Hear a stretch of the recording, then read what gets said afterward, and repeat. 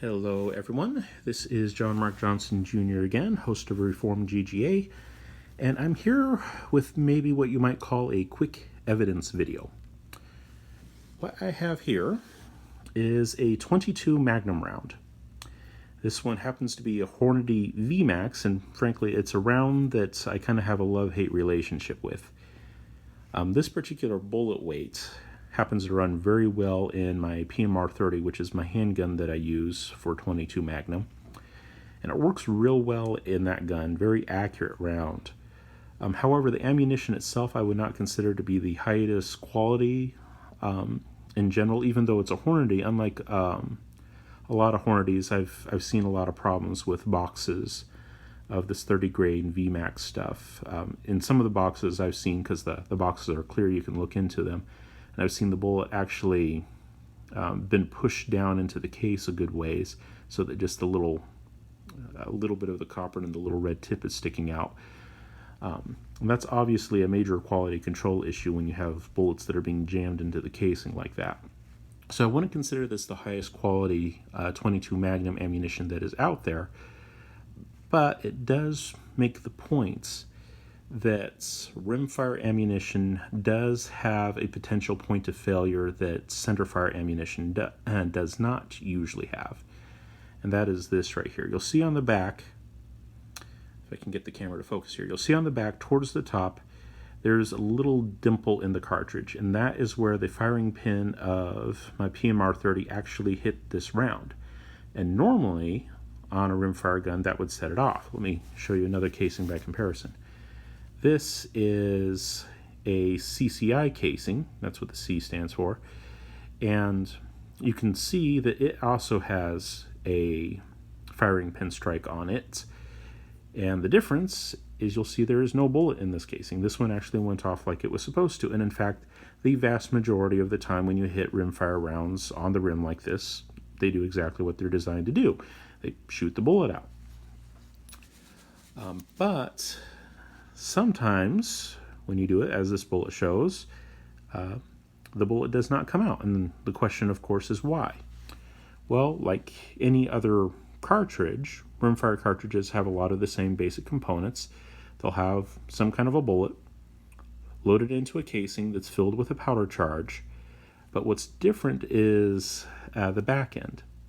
In a rimfire round, they have this little rim that goes around the back. That's why it's called rimfire. It's a rimmed cartridge, and that rim is actually hollow. Inside of that rim, it is a primer compound, and that primer compound is such that when it gets squeezed under high pressure, it ignites. That is not how most other cartridges work. Most other cartridges will have actually a little primer in the center of the cartridge, and when that primer itself is struck, then it goes off and it ignites everything else. Rimfire cartridges, on the other hand, have a little bit of priming compound that's in the bottom of the cartridge, and you have to strike the rim in order to get it to go off. This is a cheaper way of making it a bullet, because in centerfire rounds, the primer is actually in the middle, and it's a separate piece. It's a little piece that you actually have to put into the casing. With rimfire rounds, it's all one piece, and so you don't have to worry about that extra production step, and it cuts down on costs and those kinds of things, which is nice. But there's a problem. If you're putting the primer compound in the rim like that, there's always a chance that that priming compound might not get into every part of the rim. And if the firing pin happens to strike a part of the rim that does not have a primer compound in it, you'll get what we got here. Nice, solid hit. That's a good strike from the firing pin, but the round didn't go off, and it's because that particular part of the rim doesn't have any primer compound in it. Now, if I were to take this and rotate it and put it in the gun rotated so that the firing pin hit another part of the rim, this round would probably go off. And I've done that with several rimfire rounds that haven't gone off. I just turn them, stick them back in the gun, restrike them, and they go off just fine. And when you're out at the range plinking and you happen to have a round that does not ignite like this, yeah, it's not really a major issue. Pull around, rotate it, put it back in, you're good to go. And even when you're hunting, a lot of times if you're hunting, with a rimfire round, it'd usually be fairly small game. If you're hunting fairly small game and, the gun doesn't go off, well, you might scare the game away, but it's not exactly a life or death struggle most of the time. You take the round out, rotate it, put it back in the gun, get another critter, and perhaps the same one if it was dumb enough to stick around, get the critter or another critter back in your sights, and restrike it in a different place, and you'll usually be able to achieve your goal.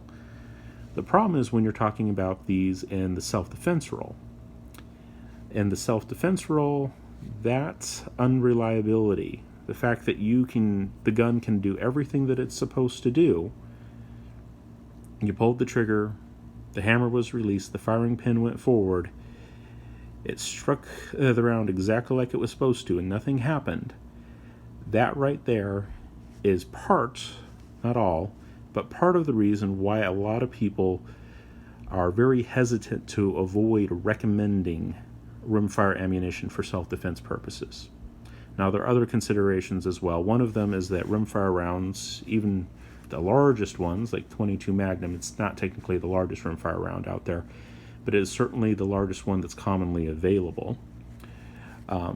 Even fairly large rimfire rounds are still not as powerful as most centerfire rounds are. That's one problem, is that just the relative power of the rounds. Another issue is the guns themselves. The guns themselves are usually more prone to malfunctioning than guns that are made for centerfire rounds.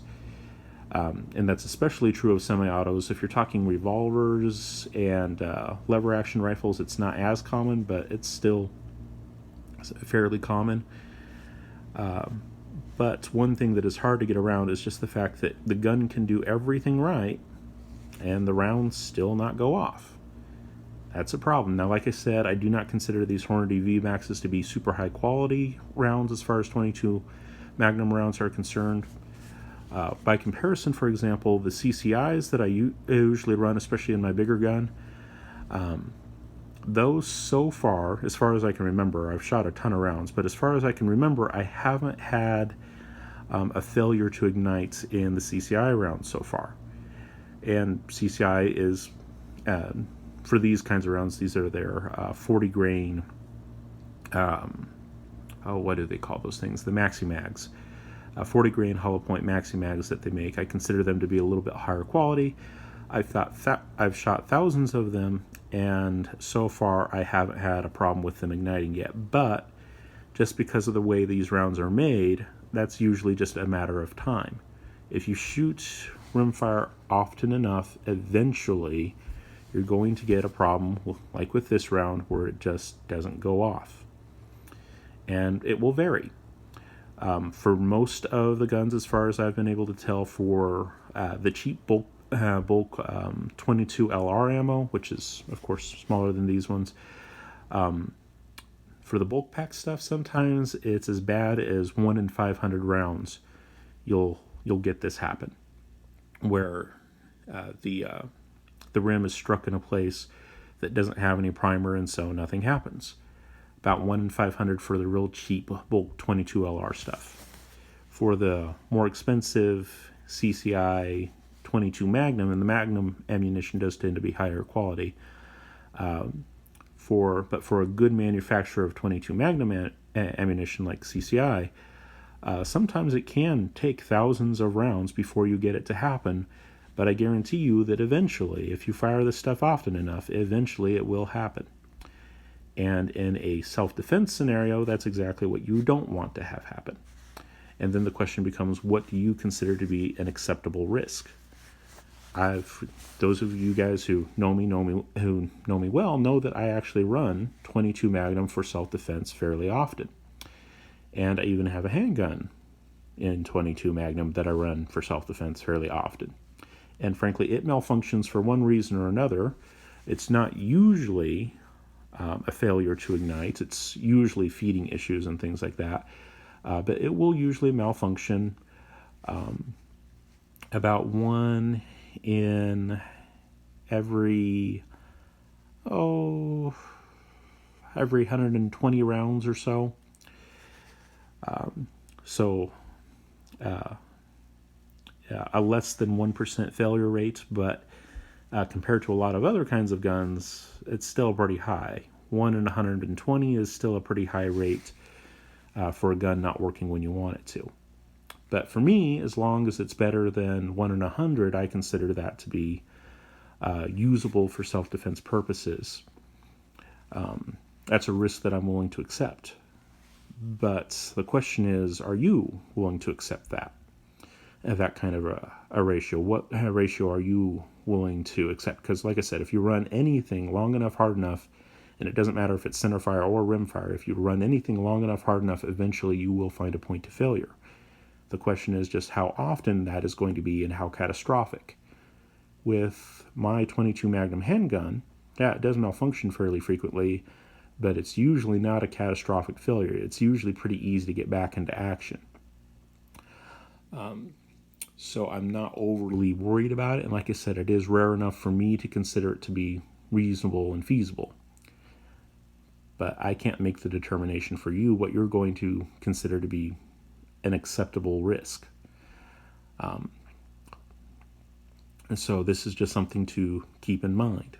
There's a reason why rimfire ammunition is not usually suggested, and that potential to have a good primer strike and yet the round not going off is part of the reason why a lot of people don't recommend them. Like I said, I do use it. I do run these for self-defense all the time, but I'm also accepting the fact that the malfunction rate with rimfire just tends to be higher. It's a win-loss for me. I know that I'm more accurate with these rounds than I am with most centerfire guns, and also the guns that I use have a really, really, really high magazine capacity compared to most centerfire guns. The magazines for my guns hold 30 rounds, and so I'm giving up reliability, but I'm gaining accuracy, and I'm also gaining repeatability because it holds more rounds. So it's one of those things that you have to consider what is the appropriate balance for you. For the average person, I would think long, and I would suggest that you think long and hard about finding a good centerfire option well before you ever consider rimfire for yourself. For me, just because I'm more accurate and because the magazine capacity is so high, this is what I decided to go with. I'm accepting the malfunction rate, but I would not suggest that most people look into that unless there's extenuating circumstances. Are you really recoil sensitive like me, in which case a lighter recoiling round is almost going to be a necessity?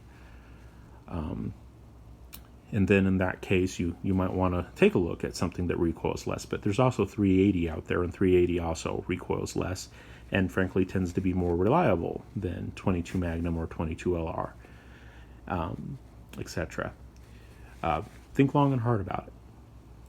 Okay, rimfire can be viable for self-defense, but it is hardly ever preferable, and there are real issues with it. And this is just one example of those. Good, solid primer strike, bullet didn't go off. That's a problem. Anyways, thank you guys for your time and attention. Bye.